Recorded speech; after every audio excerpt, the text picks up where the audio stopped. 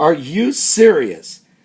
I'm trying my best with the small computer. Please listen closely. If I want you to hear it.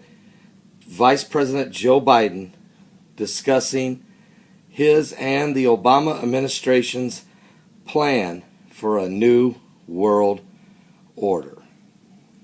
Let me find my way to the buttons here.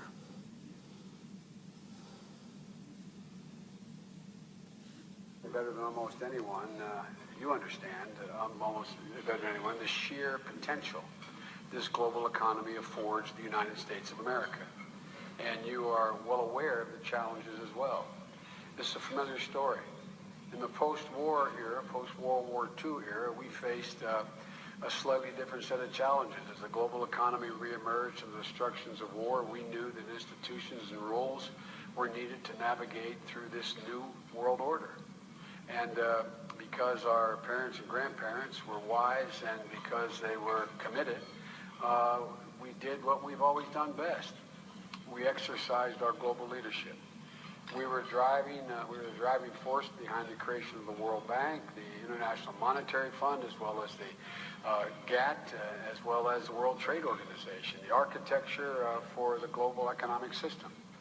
Our companies and our financial institutions from that period through the mid-'80s and '90s were also instrumental in establishing the standards for corporate responsibility and transparency and governance. We didn't just stumble upon our economic destiny. We shaped it.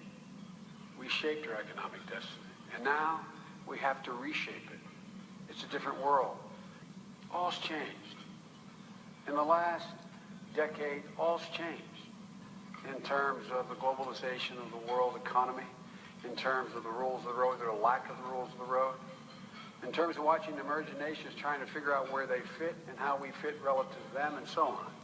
And so these institutions that the affirmative task we have now is to actually create a new world order, because the global order is changing again.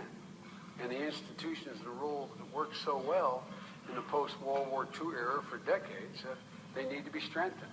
And some have to be changed. So we have to do what we do best. We have to lead.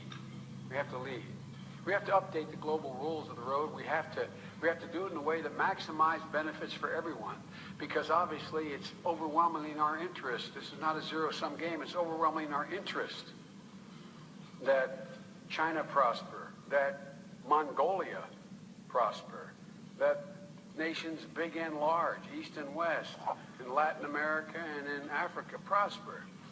Because, you know that old expression, they asked Willie Sutton why he robbed banks. He said, that's where the money is. We want everybody to have a little money to make sure they can buy. That's the paradox of this new global order. So much of our success depends on the success of those with whom we compete.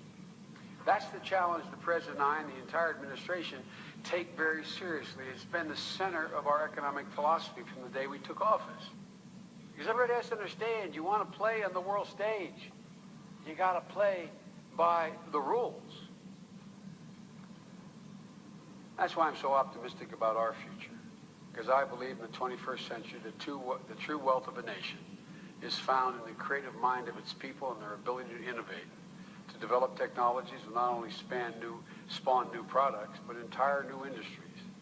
More than any other country, the United States of America is hardwired for innovation. It has enabled generation after generation of Americans to give life to world-changing ideas